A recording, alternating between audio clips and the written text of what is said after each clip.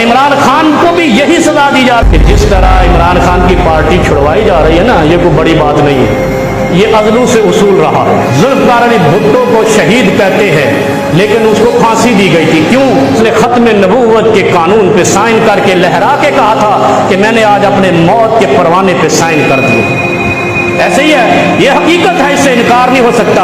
امریکہ اور اس کے ہواری ملک میں اسلام کی آبیاری نہیں چاہتے، اور عمران خان کو بھی یہی سزا دی جا رہی ہے۔ اس نے کیا کہا؟ قرآن کا ترجمہ لازمی ہے اور ریاست مدینہ کی طرز پہ اس مملکت کو فلاحی اسلامی مملکت بنائیں گے، اس کو بھی یہی سزا دی جا رہی ہے۔ جو مرضی بہانے تانے بانے تم بنو، نبی علیہ السلام نے فرمایا کہ جنگ کے دوران خواتین کا خیال رکھنا ہے، بچوں کا خیال رکھنا ہے، بوڑھوں کا خیال رکھنا ہے۔ آپ کے ملک میں پہلی بار ایسا ہوا ہے، خواتین کی عزتوں کو بھی روندا گیا ہے، ان کے دوپٹوں کو بھی کربلا کی طرح چھینا گیا ہے، اور بچوں کو بھی نہیں چھوڑا گیا ہے۔